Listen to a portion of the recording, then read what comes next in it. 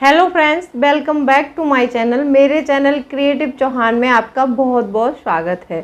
I hope आप बहुत अच्छे होंगे और सेहतमंद होंगे और आप लगातार मेरी वीडियो के साथ भी बने हुए होंगे। दोस्तों, आज की वीडियो में हम जानेंगे कि कम पैसों में अपने घर को कैसे चलाएं। बहुत से लोगों की कमेंट आ रहे हैं कि सैलरी तो आती है लेकिन पता नहीं चलता वो कहाँ खर्च हो जाती है और हमारी सैलरी मुश्किल से 15 या 20 दिन भी नहीं चलती है। अगर हमें इस सैलरी को पूरे महीने चलाना है तो मैं आज आपको एक ऐसी टेक्निक बताने वाली हूँ। अगर इस टेक्निक का इम्प्लीमेंट आप करेंगे तो आपके पैसे भी बचेंगे और महीने भर सैलरी भी चलेगी। यहाँ पर टेक्निक है, सबसे पहला पॉइंट ये आता है कि जैसे ही 1 तारीख आती है तो हमारी सैलरी सबके अकाउंट में आ जाती है। सबका प्रॉब्लम सेम है कि सैलरी पूरे महीने नहीं चल रही है। तो आपको इस टेक्निक का इस्तेमाल करना है जो मैं बताने वाली हूँ आपको क्या करना है कि जैसे ही आपकी सैलरी आती है, इसके लिए हम एक एग्ज़ाम्पल ले लेते हैं। मैंने 10,000 रुपये का एग्ज़ाम्पल ले रही हूँ इसमें। जैसे मान लो आपकी सैलरी 10,000 रुपये है।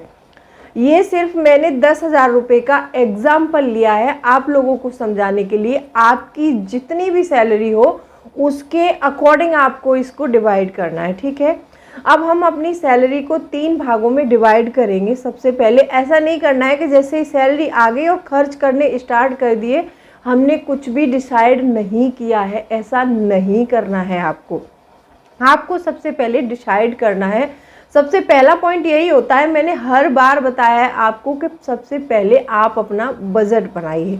अब ये बजट कैसे बनाना है? बजट में आपको आपकी जो भी सारी बेसिक नीड है वो सारी रखनी है। बच्चों की शिक्षा, आपके घर का राशन, आपकी गाड़ी का पेट्रोल, आप जहाँ भी जैसे कहीं जाते हैं आते हैं उसका खर्च, वो सारा सब कुछ आपको अपने जो है मेंशन करना है उस खर्च में जो आपकी बेसिक नीड है। आप ये मैंने बता दिया आपको। सबसे पहले आपको मेंशन करना है, बेसिक नीड बताना है। अब हमारी बेसिक नीड कितनी है? जैसे मान लो आपकी बेसिक नीड है जैसे 50% में कंप्लीट हो जाती है, तो आप सबसे पहले उस अपनी बेसिक नीड को 50% में जो है आप उसको पूरा कर लो। मैंने बताया आपके पैसे को भी 3 भागों में डिवाइड करना है, 50, 30, 20। फिर से एक बार रिपीट करती हूँ, 50, 30, 20। 50, 30, 20 ये होता क्या है कि इसमें एक रूल होता है कि 50% पैसा आपको आपकी बेसिक नीड में लगाना है, 30% पैसा आपको अपनी इच्छाओं के लिए रखना है। जिस चीज़ को आपकी खरीदने की इच्छा होती है, जैसे मान लो कोई अच्छी आपको ड्रेस खरीदनी है, उसकी इच्छा हो रही है, या फिर कहीं घूमने जाना है, उसके लिए आप उतना ही बजट अमाउंट रखो कि जितना आपकी सैलरी का 30% हो सकता है, ठीक है। 30% हमने इसके लिए बाउंड्स के लिए रखा है। 20% आपको अपना पैसा सेव करना है। अब ये 20% आपको कैसे सेव करना है? 20% पैसा, जैसे 10,000 रुपये हमने टोटल सैलरी डिसाइड की। अब उस 10,000 रुपये का 20% 2,000 हो गया।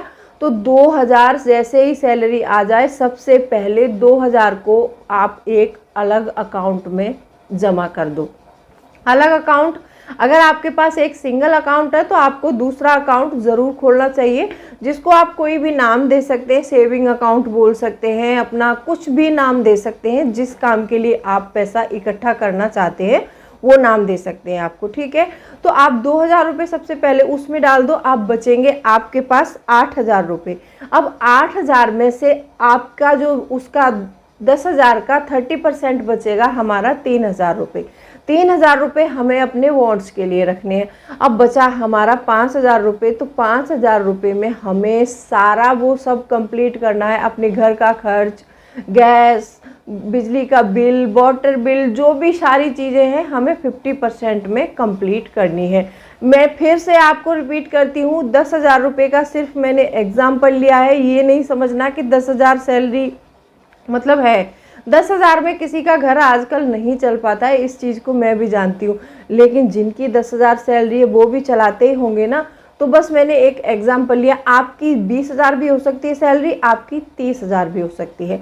अब आपने अपना एक सिंपल सा बजट बना लिया, जितना भी बजट आपने बनाया वो 50% में, सैलरी का 50% आपको अपने घर की बेसिक नीड और ये सारी चीज़ों में देना ही देना है। अगर 50 में नहीं हो रहा है तो आप यहाँ पर 60 भी कर सकते हैं।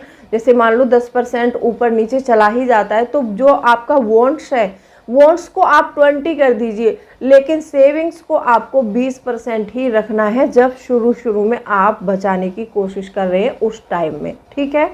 अब 20% पैसा आपका हर महीने सेव होता रहेगा।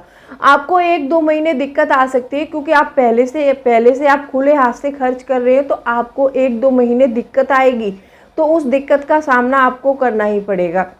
अगर आपको पैसा बचाना है और पैसा इकट्ठा करना है तो ये सारी चीज़ें आपकी लाइफ में होती ही रहेंगी। तो आपको सबसे पहले 20% उसमें हमने जमा किया। अब आप देखेंगे कि जैसे ही 5 महीने हो जाएंगे तो 5 महीने के बाद आपके अकाउंट में आपकी 1 महीने की सैलरी इकट्ठी हो जाएगी। उसमें जैसे ही आपकी 1 महीने की सैलरी इकट्ठी हो जाए, आपको फिर सैलरी मिले, तो आप उसमें से 80% पैसा निकाल लीजिए सेविंग अकाउंट में से और 100% उसमें डाल देंगे।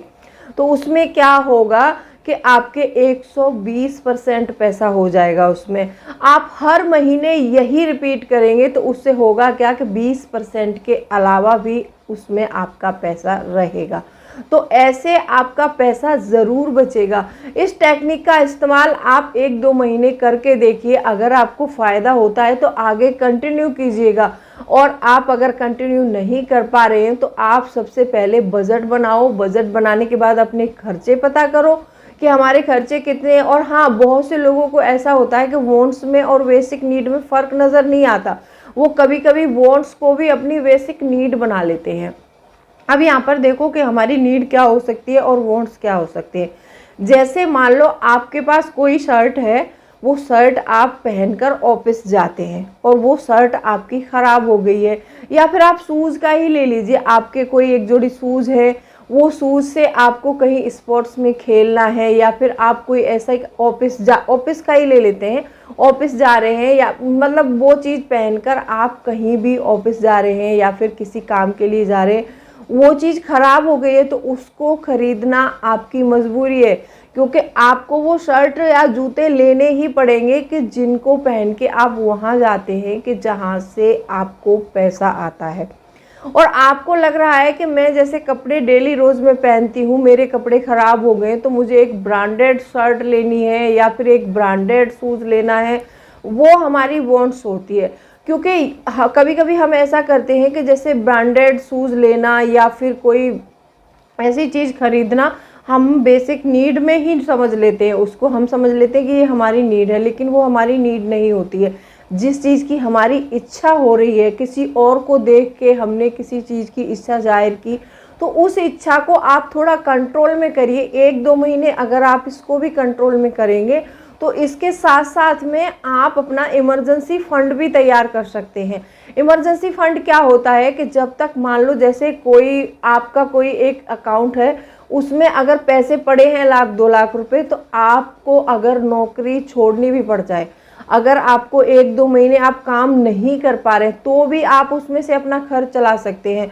खुदा न खास कभी ऐसा होता है कि फीवर हो गया या फिर किसी बीमारी से ग्रसित हो गए, ऐसा किसी के साथ ना हो, लेकिन इमरजेंसी का कोई पता नहीं है कि कब आ सकती है, तो ऐसे टाइम के लिए आपको एक इमरजेंसी फंड भी तैयार करना चाहिए। साथ साथ में जो पैसा मैंने आपको वॉन्ट्स के लिए बताया है, कुछ समय के लिए आप अपने वॉन्ट्स पर कंट्रोल करके थोड़ा थोड़ा पैसा बचा के भी आप किसी अलग अकाउंट में डालेंगे तो वो आपका एक इमरजेंसी फंड के रूप में आपके पास वो पैसा काम में आ जाएगा। कभी भी कोई भी ज़रूरत आती है तो वो पैसा आप वहाँ से निकाल के कर सकते हैं। तो ऐसे करके अपनी सैलरी को अगर आप मैनेज करते हैं तो आपका जो पैसा है वो बचेगा और आप अपने पैसे को मैनेज भी कर पाएंगे और पैसा भी बचा पाएंगे। तो कैसी लगी वीडियो कमेंट करके ज़रूर बताना। अगर आपको ये वीडियो जो है रिटर्न फॉर्मेट में चाहिए तो मैं उसमें भी दे सकती हूँ आपको। अगर आपको समझ नहीं आया है तो मैं आपको रिटर्न में भी बता दूँगी किसी दिन। तो चलिए मिलती हूँ अगली वीडियो में, तब तक के लिए bye bye, thanks for watching.